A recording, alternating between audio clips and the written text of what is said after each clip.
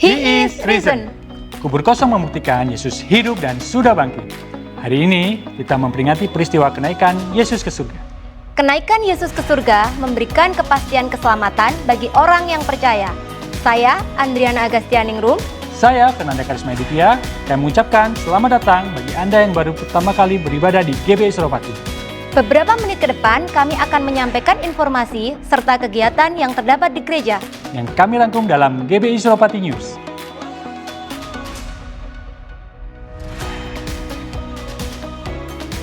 Hadirilah ibadah raya onsite Minggu 12 Mei 2024 yang diadakan dalam 5 kali ibadah di 2 tempat. GBI Transmart pada pukul 10 pagi, 12 siang, setengah 5 sore, dan setengah 7 malam.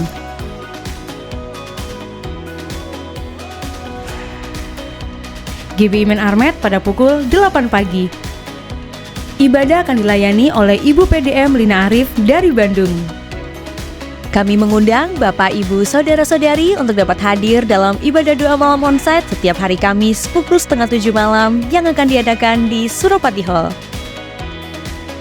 Ibadah doa fajar diadakan setiap hari Selasa sampai Jumat pada pukul 4.45 pagi yang akan diadakan di Sekretariat GBI Suropati. Hai anak-anak muda, yuk datang ibadah Next Gen setiap hari Sabtu pada pukul 5 sore di Suropati Hall. Kami tunggu kedatanganmu. Bye, see you. Salah satu sistem pengembalaan dan pemuritan gereja adalah melalui KUL, Community of Love. Kami mendorong setiap jemaat dapat bergabung di dalam KUL untuk digembalakan dan dimuridkan.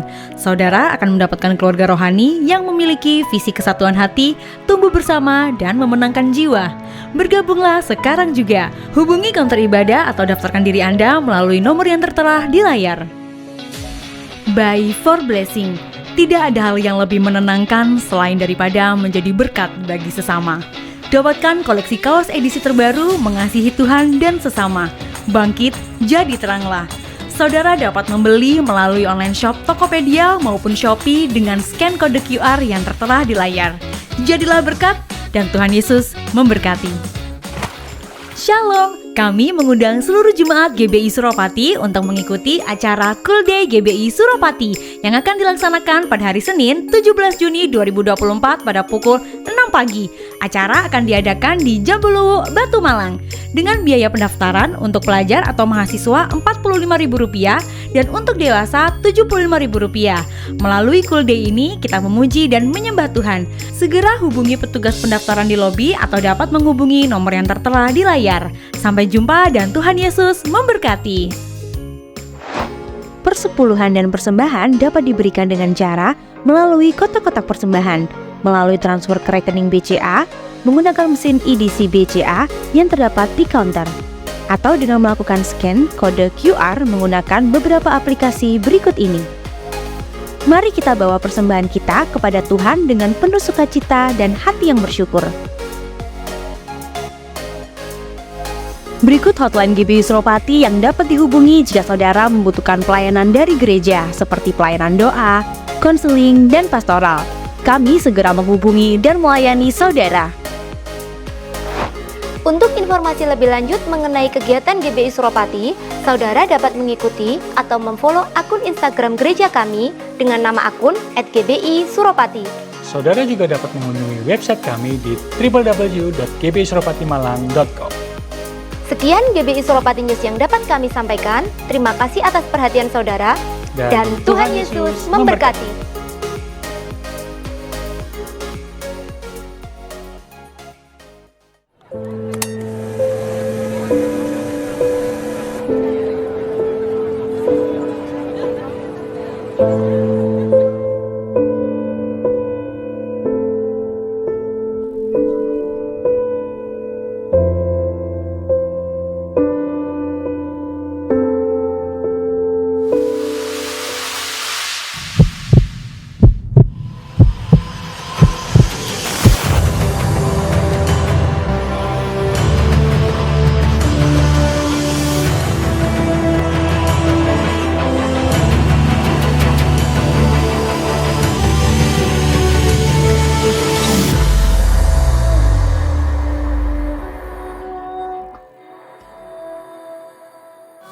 Yang bersuka cita boleh kasih tepuk tangan yang dahsyat buat Tuhan Yesus. Haleluya. Berapa banyak dari setiap kita yang siap menyambut kehadiran Roh Kudus di tengah-tengah kita, boleh lambaikan tangan. Mari kita siapkan hati kita. Kita tundukkan kepala kita. Kita mau buka hati kita di hadapan Tuhan. Hidup kami menjadi berarti ketika kehendak-Mu yang jadi atas setiap kami. Di tempat ini Tuhan Yesus, siang hari ini kami undang hadirat-Mu mengalir di tengah-tengah kami. Bahkan kami buka hati kami Tuhan. Kami rindu lawatan-Mu terjadi atas setiap kami. Ketika kami membawa penyembahan kami. Ketika kami membawa pujian kami. Dan ketika kami membawa hidup kami. Dan kami letakkan dalam hadirat-Mu Tuhan. Mari Engkau Allah yang berdaulat bertahta atas pujian penyembahan kami siang hari ini Tuhan.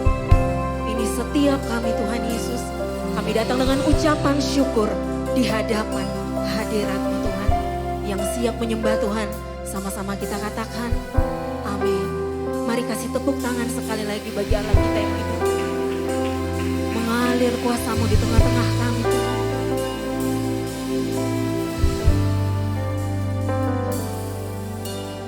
Roh-Mu yang hidup penuhiku, mengalir dalamku. Jiwaku tenang bersama-Mu dalam naungan-Mu. Mari buka tangan kita. Buka hati untuk jemahan-Mu, berserah penuh di hadirat-Mu. Kau ambil alih seluruh hidupku di altar-Mu. Mari Bapak Ibu jemaat Tuhan katakan, ku buka hati kami. Ku buka hati untuk jemaat, berserah penuh di hadirat-Mu. Kau ambil alih seluruh hidupku di altar kudus-Mu Tuhan Yesus. Menyembah-Mu.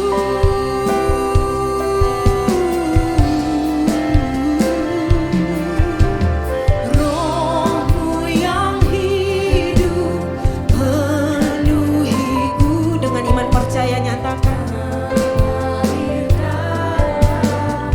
Jiwaku tenang.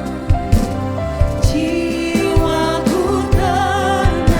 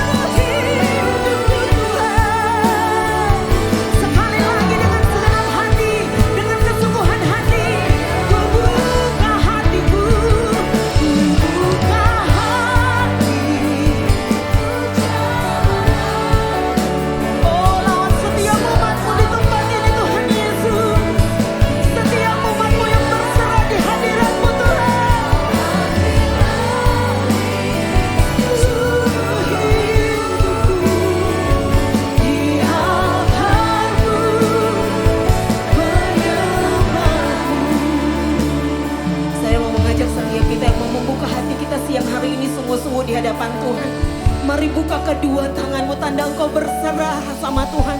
Minta sama Tuhan ambil alih hidupku hari-hari ini Tuhan Yesus. Oh Tuhan kami berserah. Katakan ku buka hatiku. Ku buka hati untuk jamahanmu.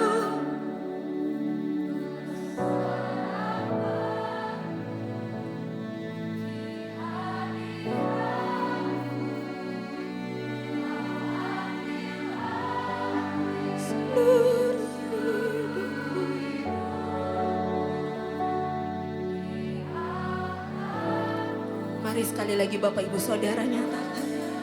Buka hatimu di hadapan Tuhan.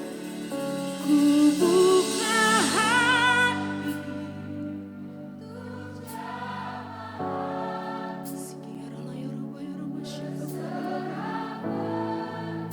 Kami perlu Roh Kudus-Mu.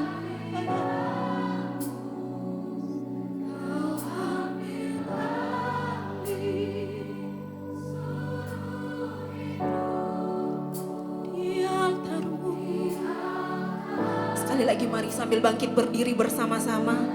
Buka kedua tanganmu dan nyatakan, ku buka hati. Ku buka hati. Ini setiap pribadi kami yang rindu lawatanmu Tuhan Yesus. Jamah Roh Kudus. Jamah setiap kami Tuhan.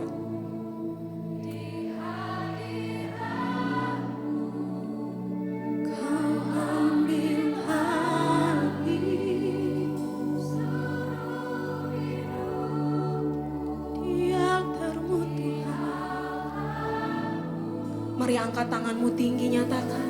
Kau yang ambil alih hidup kami Tuhan Yesus katakan. Kau ambil alih seluruh hidupku di altar-Mu. Ambil alih hidup kami Tuhan Yesus. Kau ambil alih seluruh hidupku di altar-Mu. Menyembah-Mu.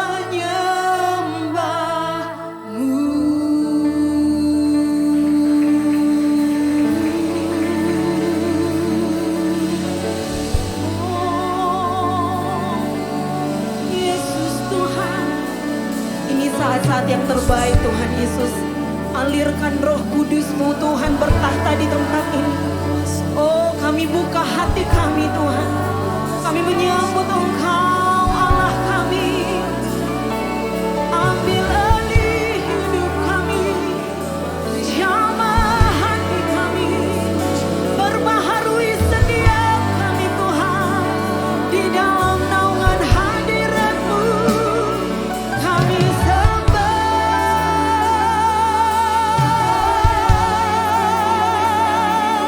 Mari setiap kita yang perlu Tuhan Yesus, setiap kita yang mengasihi Tuhan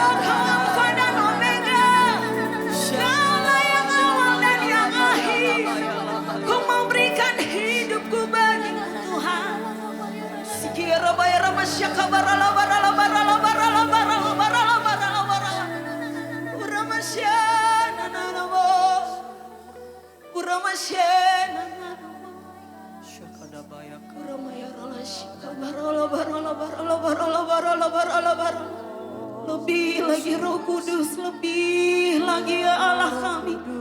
Uramasyaka baralo baralo baralo baralo baralo baralo baralo baralo baralo baralo. Urabasyada dadabo. Seketa kaya ramasyaka nanana. Urabasyikia dadadadadadadadadadadadada. Urabasyada dadadadadadadadadada. Hallelujah.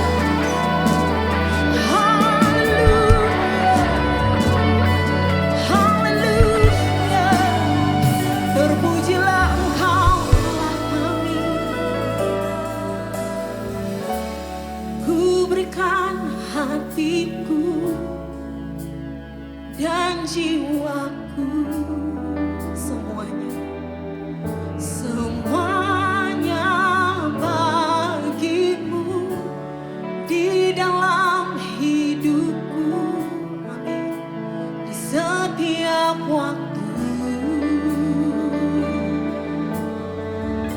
Mari angkat tangan kita tinggi, serahkan hidupmu sama Tuhan. Ku berikan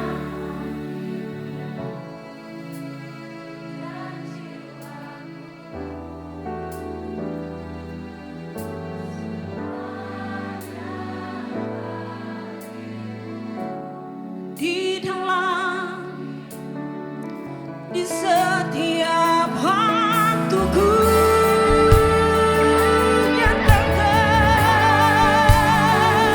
oh Tuhan, oh dengan iman nyatakan, ku berikan hatiku dan jiwaku, semuanya hanya bagi Yesus Kristus Tuhan. Amin. Di setiap waktu, oh nyatakan, ini setiap kami Tuhan Yesus, kami berikan hidup kami. Ku berikan hatiku dan jiwaku, oh Jesus, di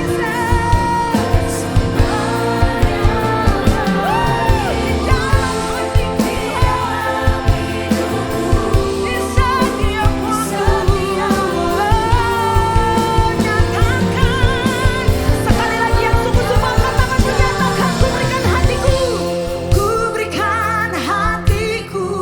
Amin. Engkau melihat setiap tangan-tangan yang terangkat bagi Engkau Tuhan Yesus. Ini komitmen kami Tuhan. Oh, semuanya bagimu. Amin. Di setiap waktu. Oh, nyatakan jalanmu.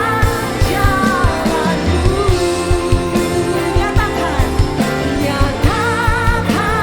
jalanmu. Nyatakan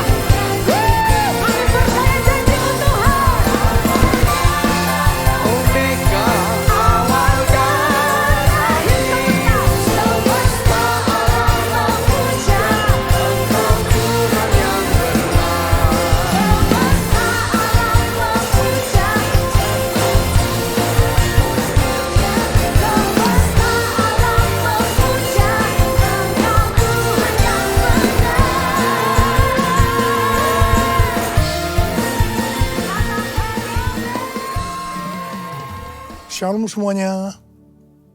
Alkitab berkata, Yesus mati karena dosa-dosa kita. Dia dikuburkan, tapi pada hari yang ketiga dia dibangkitkan. Haleluya.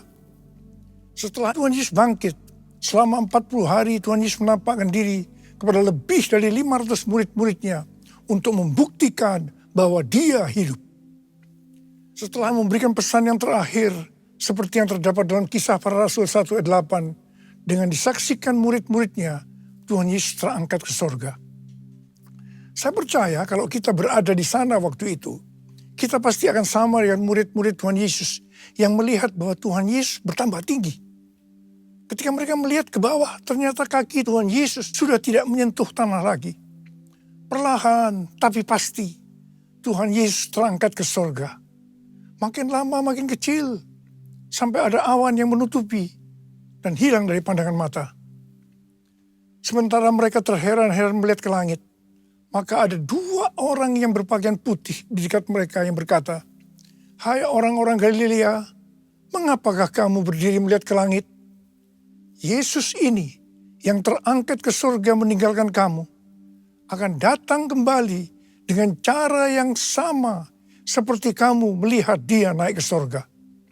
Dari ayat ini saya percaya kalau yang melihat Tuhan Yesus naik ke surga adalah murid-murid Tuhan Yesus, maka yang akan melihat Tuhan Yesus turun dari surga adalah murid-murid Tuhan Yesus. Sekarang Tuhan Yesus ada di surga. Apa yang dilakukan Tuhan Yesus di sorga?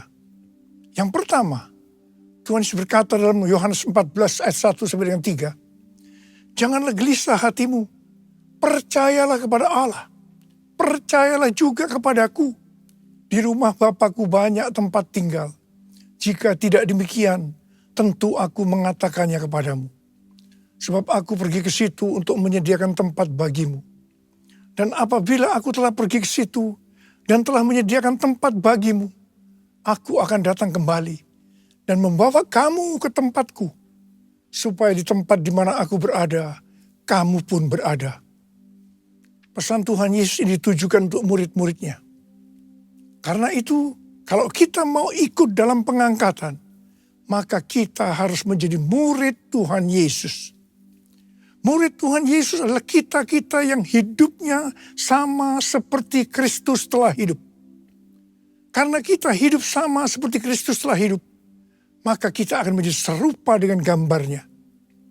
Roma 8 ayat 29 berkata, "Sebab semua orang yang dipilihnya dari semula, mereka juga ditentukannya dari semula untuk menjadi serupa dengan gambaran anaknya. Supaya ia, anaknya itu, menjadi yang sulung di antara banyak saudara." Jadi goal kita sebagai orang percaya adalah menjadi serupa dengan gambar Yesus, yaitu murid Tuhan Yesus. Menjadi seperti Kau Yesus, menjadi seperti Kau Yesus, menjadi sempurna dalam seluruh hidupku, dalam seluruh hidupku, dalam seluruh hidupku.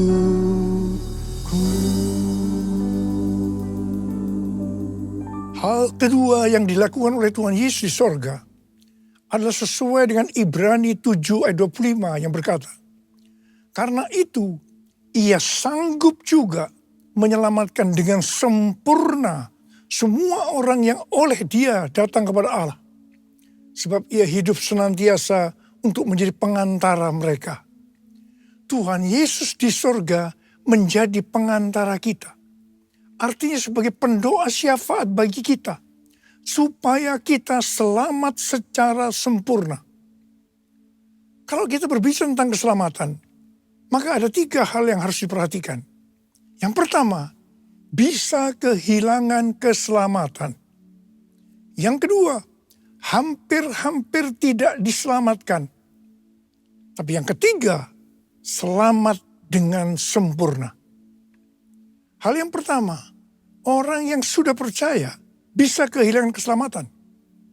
Matius 7 ayat 21 sampai 23 berkata, bukan setiap orang yang berseru kepadaku, Tuhan, Tuhan, akan masuk dalam kerajaan sorga, melainkan orang yang melakukan kehendak Bapa-Ku yang di sorga.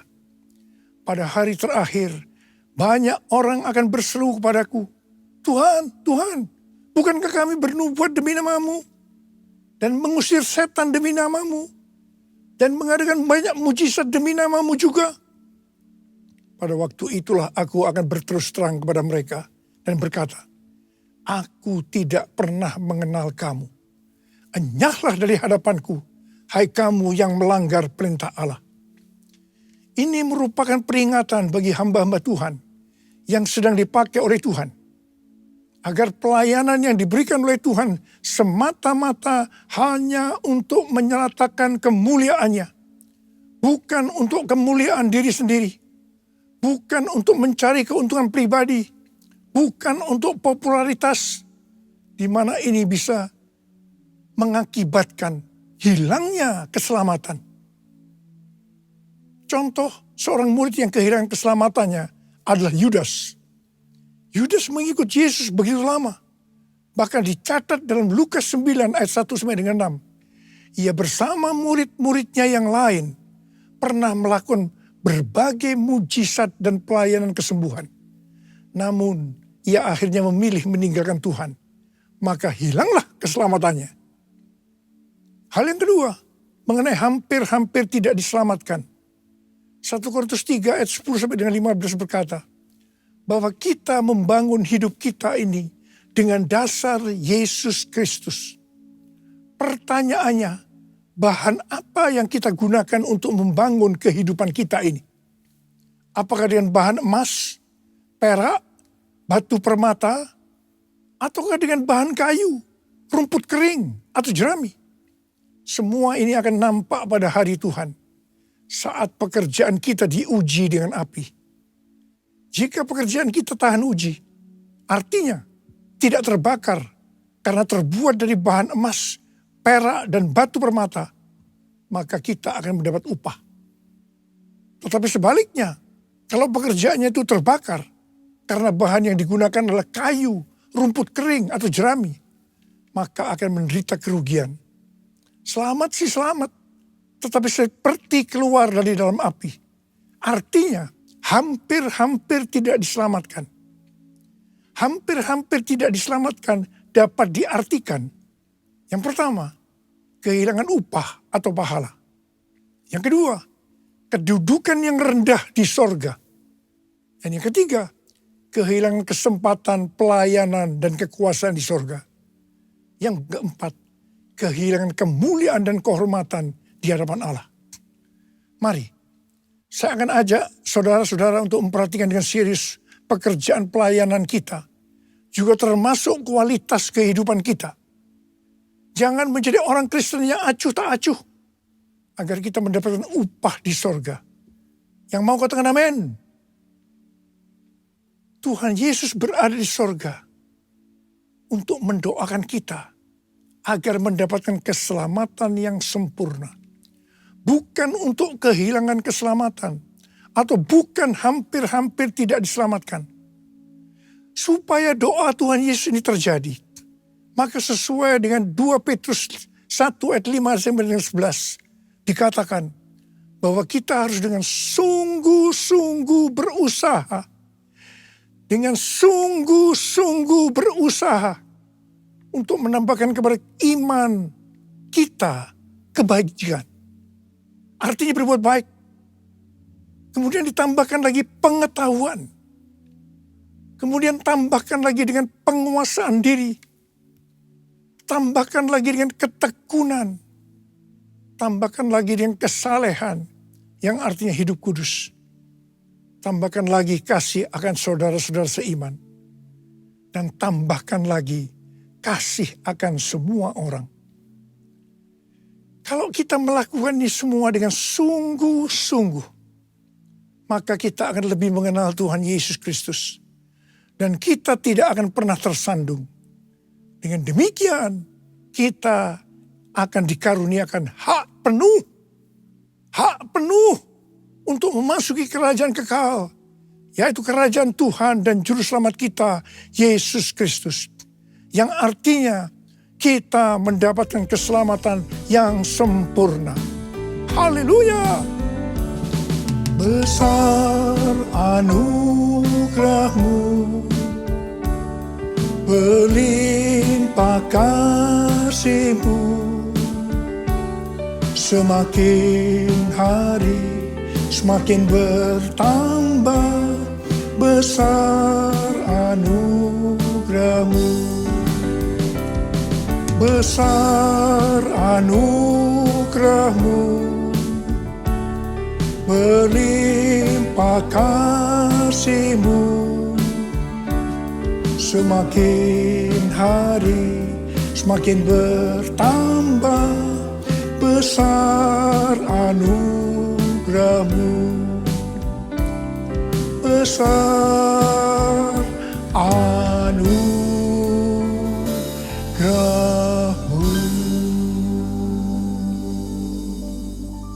Hal ketiga yang dilakukan oleh Tuhan Yesus di sorga adalah mencurahkan Roh Kudus. Pesan yang terakhir dari Tuhan Yesus untuk murid-muridnya sebelum ia terangkat ke sorga terdapat dalam Kisah Para Rasul 1 ayat 8 yang berkata, tetapi kamu akan menerima kuasa kalau Roh Kudus turun ke atas kamu, dan kamu akan menjadi saksiku di Yerusalem dan di seluruh Yudea dan Samaria dan sampai ke ujung bumi. Setelah memberikan pesan yang terakhir ini, Tuhan Yesus naik ke sorga. Setelah itu apa yang dilakukan oleh murid-muridnya? Mereka pergi ke Yerusalem dan berkumpul di ruang atas atau kamar loteng. Mereka melakukan ini karena Tuhan Yesus yang menyuruh mereka agar tidak meninggalkan kota Yerusalem, karena mereka akan dilengkapi dengan kekuasaan dari tempat tinggi. Tuhan Yesus berkata, sebab Yohanes membaptis dengan air, tetapi tidak lama lagi kamu akan dibaptis dengan Roh Kudus. Murid-murid yang berkumpul berjumlah sekitar 120 orang. Kisah Para Rasul 1 ayat 14a berkata, mereka semua bertekun dengan sehati dalam doa bersama-sama. Artinya mereka berdoa, memuji dan menyembah Tuhan dalam unity siang dan malam. Ini adalah prinsip restorasi Pondok Daud. Ini adalah prinsip menara doa. Pada hari Raya Pentakosta, jadi 10 hari setelah mereka berkumpul itu, tiba-tiba turunlah dari langit suatu bunyi seperti tiupan angin yang keras, yang memenuhi seluruh rumah di mana mereka duduk. Dan tampaklah kepada mereka lidah-lidah seperti nyala api, yang bertebaran dan hinggap kepada mereka masing-masing. Maka penuhlah mereka dengan Roh Kudus. Lalu mereka mulai berkata-kata dalam bahasa-bahasa lain, seperti yang diberikan oleh Roh itu kepada mereka untuk mengatakannya. Itu adalah bahasa roh. Orang yang dibaptis dengan Roh Kudus akan dipenuhi Roh Kudus. Tanda awalnya adalah berbahasa roh. Setelah itu murid-murid Tuhan Yesus dipakai secara luar biasa untuk melakukan amanat agung. Tanda dan mujizat menyertai pelayanan mereka. Peristiwa ini disebut sebagai Pentakosta yang pertama. Pentakosta yang pertama ini dahsyat.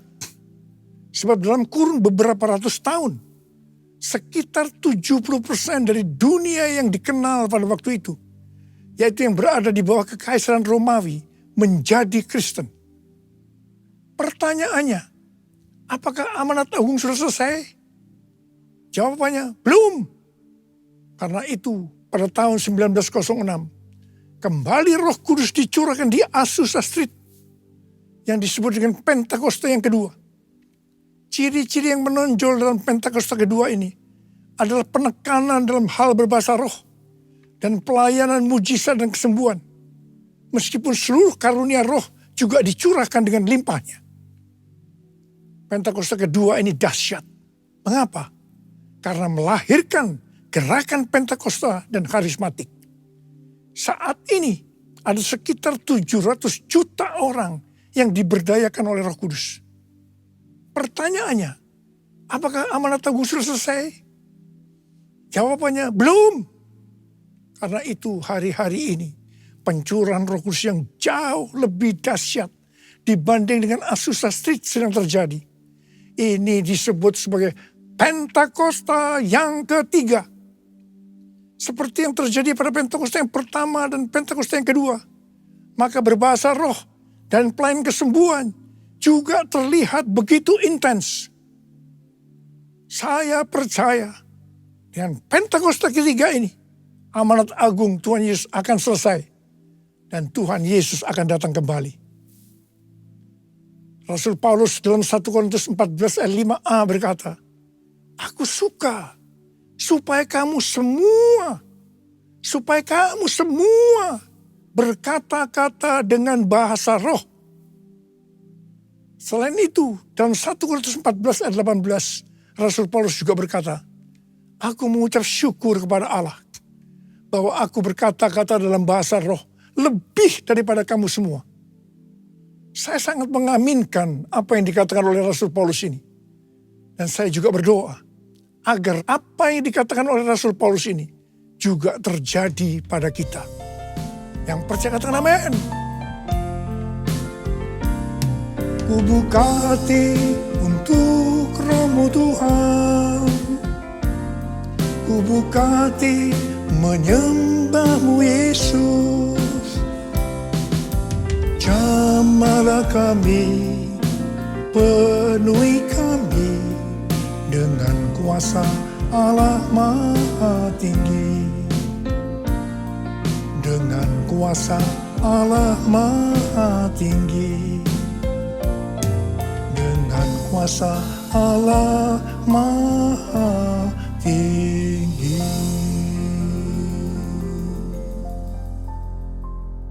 Apa yang terjadi kalau kita berbahasa roh? Yang pertama, kita akan lebih berani bersaksi tentang Yesus. Kita ingat Petrus, di mana sebelum dia dibaptis Roh Kudus dengan tanda awal berbahasa roh, dia pernah menyangkal Yesus sebanyak 3 kali sebelum ayam berkokok. Setelah dibaptis Roh Kudus dan berbahasa roh, dia berani bersaksi tentang Tuhan Yesus. Tidak peduli disesah dan dipenjara. Yang kedua, kalau kita berbahasa roh, maka sesuai dengan 1 Korintus 14 ayat 4a, dikatakan, siapa yang berkata-kata dalam bahasa roh, ia membangun dirinya sendiri. Yang artinya, kalau kita berbahasa roh, kita akan membangun iman kita. Yang ketiga, kalau kita berbahasa roh, kita akan lebih merasakan hadiratnya dan lebih intim dengan dia. Karena ketika kita berbahasa roh, kita berkata-kata kepada Allah, bukan kepada manusia. Dan yang keempat, kalau kita berbahasa roh, kita akan berdoa lebih lama lagi. Yang kelima, sesuai dengan 1 Korintus 14 ayat 14 dan 15 yang berkata, sebab jika aku berdoa dengan bahasa roh, maka rohkulah yang berdoa. Tetapi akal budiku tidak turut berdoa. Jadi apakah yang harus kubuat? Aku akan berdoa dengan rohku, tetapi aku akan berdoa juga dengan akal budiku. Aku akan menyanyi dan memuji dengan rohku, tetapi aku akan menyanyi dan memuji juga dengan akal budiku. Jadi kalau kita menghendaki agar roh kita berdoa, menyanyi dan memuji, maka kita harus berbahasa roh. Sedangkan kalau dengan akal budi atau jiwa, maka kita harus menggunakan bahasa yang kita mengerti. Mari, bagi yang mau melakukan, katakan bersama saya, amin. Sekarang Tuhan Yesus berada di sorga, duduk di sebelah kanan Allah Bapa. Dan Tuhan Yesus berpesan kepada kita, aku datang segera. Aku datang segera. Waktu Tuhan Yesus ditanya oleh murid-muridnya, apa tanda kedatanganmu dan tanda kesudahan dunia ini? Salah satu jawabannya seperti yang tertulis dalam Matius 24:14. Dan Injil kerajaan ini akan diberitakan di seluruh dunia, menjadi kesaksian bagi semua bangsa. Sesudah itu barulah tiba kesudahannya. Karena itu, Tuhan memberikan tugas kepada kita sebagai murid-muridnya untuk menjadikan semua bangsa itu menjadi murid Tuhan Yesus. Ini adalah amanat agung dari Tuhan Yesus. Salah satu visi dari Empower 21, bahwa pada waktu Pentakosta tahun 2033, setiap orang akan mendapatkan kesempatan untuk berjumpa secara autentik dengan Tuhan Yesus melalui kuasa dan kehadiran Roh Kudus. Rick Warren dari aliran Baptis mendapatkan bahwa tahun 2033 adalah goal untuk menyelesaikan amanat agung. Karena itu, mari kita perhatikan dengan sungguh-sungguh satu dekade ke depan. Dari tahun 2024 ini ke 2033. Tahun 2033 adalah yang pertama, peringatan 2000 tahun kematian, kebangkitan, kenaikan Tuhan Yesus ke sorga. Tahun 2033 adalah peringatan pencurahan Roh Kudus yang berarti peringatan ulang tahun gereja yang ke-2000. Peringatan 2000 tahun diberikannya amanat agung. Untuk bisa menyelesaikan amanat agung tidak bisa dengan kekuatan sendiri, tapi harus dengan kuasa Roh Kudus. Karena itu saudara harus penuh dengan Roh Kudus. Saudara harus penuh dengan Roh Kudus.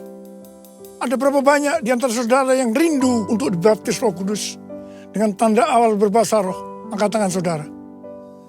Penuhiku, penuhiku dengan hadirat-Mu. Urapiku, urapiku dengan minyak kudus-Mu.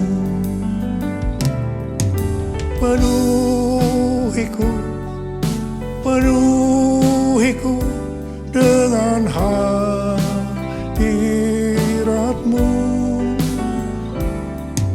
Urapiku, urapiku dengan minyak kudus-Mu.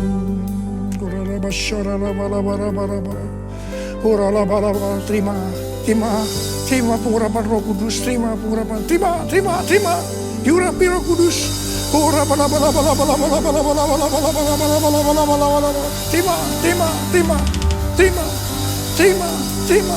kuasa, terima kuasa, terima kuasa, terima kuasa. Terima kasih, terima kasih, terima kasih, terima kasih. Oh, terima kasih, terima kasih,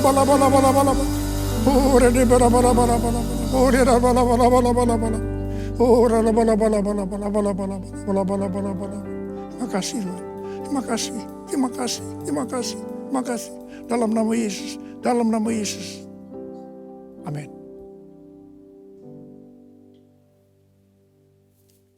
Kita akan masuk dalam perjamuan kudus. Kita akan mengingat ayat ini. Sebab setiap kali kamu makan roti ini dan minum cawan ini, kamu memberitakan kematian Tuhan sampai Ia datang. Perjamuan kudus adalah perjamuan Tuhan Yesus sendiri. Setiap kali kita masuk dalam perjamuan kudus, Tuhan Yesus selalu berkata, biarlah ini menjadi peringatan akan aku. Karena itu mari arahkan hati kita kepada kebaikan Tuhan. Kita akan mengingat kebaikan Tuhan. Supaya kita lebih mengasihi Tuhan Yesus. Kita lebih mengasihi satu dengan yang lain.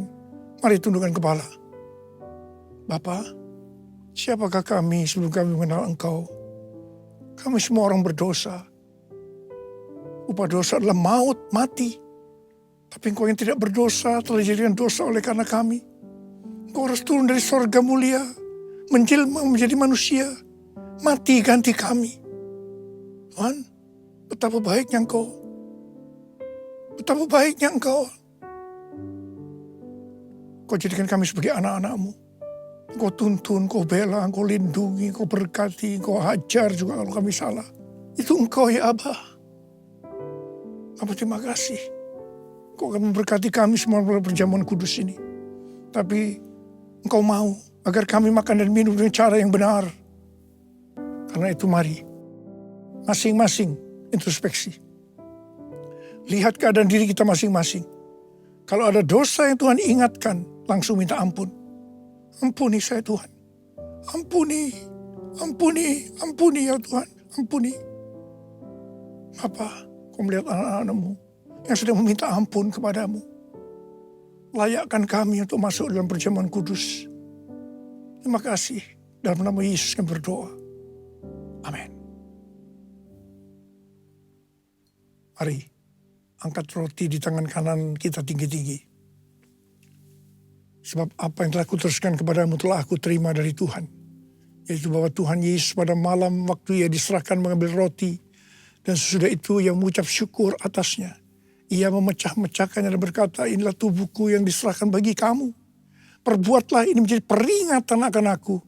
Sudah dikasih Tuhan, bukankah roti yang kita pecah-pecahkan ini adalah persekutuan kita dengan tubuh Kristus. Mari kita makan dalam nama Yesus.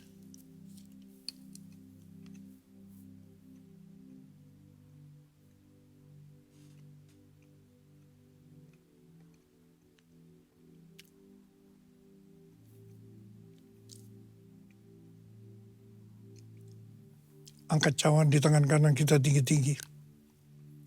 Demikian juga ia mengambil cawan sudah makan lalu berkata, cawan ini adalah perjanjian baru yang dimeteraikan oleh darahku. Perbuatlah ini setiap kali kamu meminumnya menjadi peringatan akan aku. Sudah dikasih Tuhan, bukan cawan pengucapan syukur. Yang atasnya kita ucapkan syukur adalah persekutuan kita dengan darah Yesus. Mari kita minum dalam nama Yesus.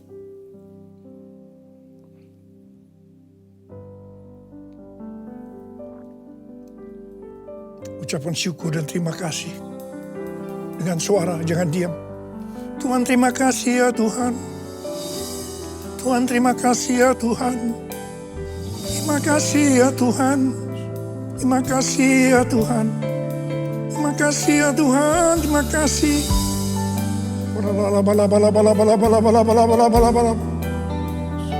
Bapa terima kasih. Saat ini kau sedang menyembuhkan yang sakit. Kau sedang membebaskan yang terikat. Kau menghibur yang susah. Kau menguatkan yang lemah. Terima kesembuhan, terima kesembuhan, terima. Sembuh dalam nama Yesus. Sembuh dalam nama Yesus. Sembuh dalam nama Yesus. Oh Tuhan terima kasih. Terima kasih, terima kasih, terima kasih, terima kasih. Terima kasih Yesusku. Terima kasih Yesusku. Puji syukur hanya bagi Tuhanku. Terima kasih Yesusku. Terima kasih Yesusku. Puji syukur hanya bagi Tuhanku. Terima kasih. Terima kasih Yesusku. Terima kasih Yesusku. Puji syukur hanya bagi Tuhanku. Terima kasih Yesusku. Terima kasih Yesusku. Puji syukur hanya bagi Tuhanku. Puji syukur hanya bagi Tuhanku. Puji syukur hanya bagi Tuhanku.